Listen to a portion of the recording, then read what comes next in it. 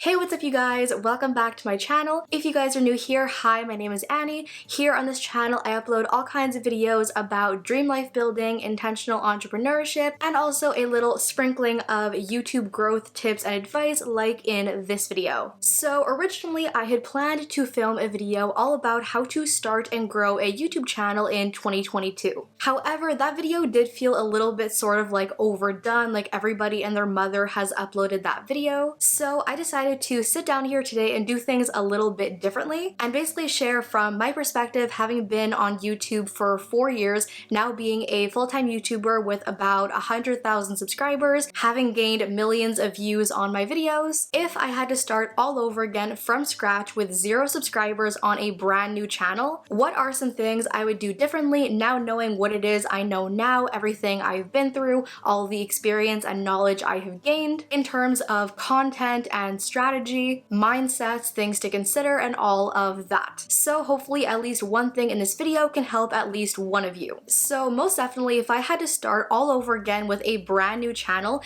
the very first thing I would do is sit down and create a plan. Where do I want my channel to be in a year, in 5 years, in 10 years? What is the overall end goal I'm trying to achieve with my channel? A lot of the reason why this channel took forever to get up off the ground and actually start growing is that I started with no plan and had no plan for like 2 years. If in trying to start and grow a YouTube channel, all you are doing is uploading videos and waiting for views and subscribers to come, it is going to be a long time before you see those numbers actually start to go up. But if you sit down and actually create a plan as to how you want your videos to reach people, who are you targeting as an audience and how are you going to serve them with your content? What are your actual tangible goals you want your channel to achieve? Once you have that whole plan in place and you actually have specific steps you want to go through to achieve those goals, that is when you're going to begin to see some real results happening where your channel is concerned. And by plan, I don't just mean like telling yourself or thinking it at the back of your head.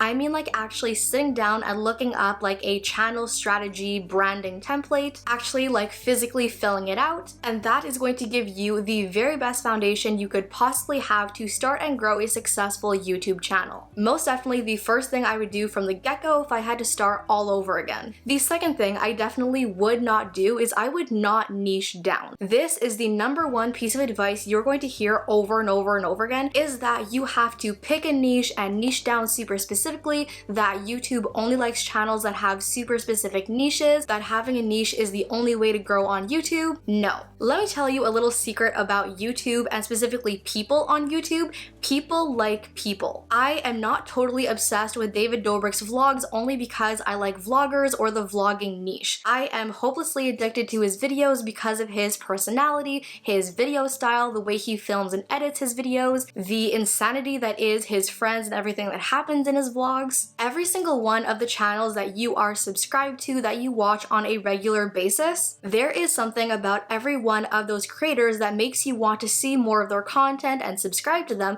and watch every new upload that they put out. And that is what is going to get you subscribers. That is what is going to make your viewers actually subscribe to your channel and keep coming back. It is all about whether or not people vibe with your personality and your content and what it is you're putting out there on YouTube. So I'm here to tell you that you do not have to niche down or put your content in a box or a category. You just have to establish your brand and who it is you want to be known for or known as on YouTube. And let me tell you, there are 1,000,001 templates on Pinterest and Google and Canva that you can look at to help you basically just break all this down and figure out what you want your branding to be on YouTube. But most definitely do not let anybody tell you that you have to have a niche, and do not fall into that black hole that I fell into. Personal branding is absolutely the way of everything in 2022. Also, if I was starting a brand new channel from scratch, I would also be starting all over again, knowing what metrics are the most important when it comes to growth on YouTube. If you are solely focused on views and subscribers and gaining watch time,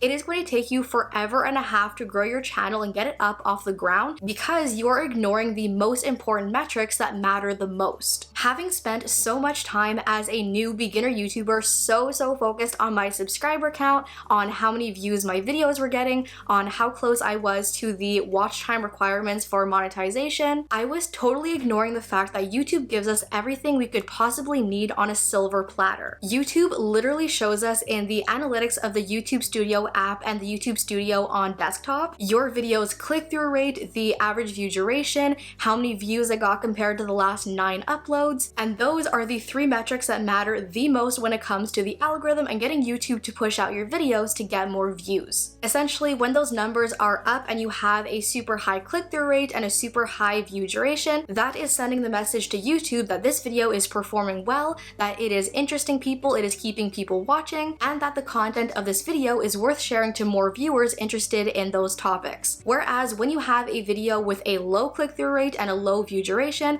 that then sends the opposite message that practically nobody's interested in this video and it's not worth pushing out. So way more important than how many views you are getting, how many subscribers you have, it is so important to make sure people are actually clicking onto your video, your audience is actually interested in your content is keeping people watching, and those numbers are as high as possible. If I had known that so long ago and been way more focused on performance metrics versus views and subscribers, I definitely would have had much different intentions. I would have gone about my channel way differently, and who even knows where I might be at this point. Because as you can see on my channel, that is the sole difference between a video that got 30,000 views in 1 month versus a video that got like 1,000 views and then died down. The one and only difference is literally in the performance metrics. So if I had to start all over again, those are the metrics I would totally pay attention to. I would totally ignore views and subscribers and whatever else and focus solely on performance metrics. So now that I have mentioned the metrics that matter the most and the fact that you want to have people both clicking onto your video and watching it for as long as possible, something else I should have been way more aware of and focused on way long ago are the 3 T's when it comes to getting views on YouTube, which are your title, your thumbnail, and your tags. Essentially, the wrapping, so to speak, of your video, that is the #1 thing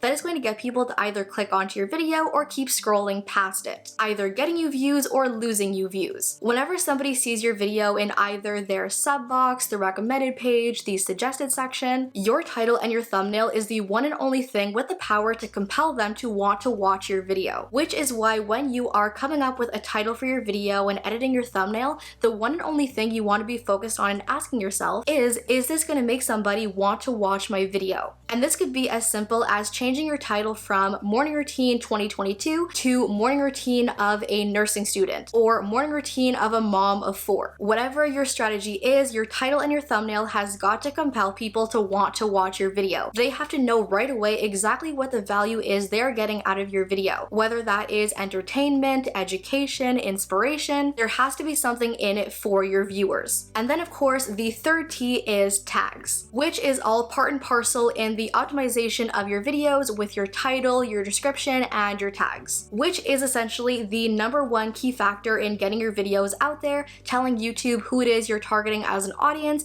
making sure your videos are ranking in search at the top of search, and reaching the maximum amount of people possible to get the most views possible. So I definitely recommend you watch any one of my videos on SEO and optimization because that is definitely the #1 key to maximizing your reach and potential for views. There are also a ton of investments I would have made so much earlier on in my journey, but I was kind of held back when I was first getting started on YouTube because of course at that point you are spending your own hard-earned money and you're kind of unsure whether or not it's worth the money. But most definitely some investments I've made have totally been game changers and transformed my journey on YouTube, helped me to make better content, helped me grow my channel. So some things like paying for Epidemic Sound to make sure I never get copyrighted for the music in my videos, paying for Canva to make better graphics and thumbnails and banners for my channel, paying for TubeBuddy to help me optimize my videos and find trending video topics to rank in search and get more views, Skillshare, which I paid for an entire year to learn so much about like how to make money on YouTube, how to be one-on-one with the algorithm, and just so many other skills that have really benefited me as a creator. Most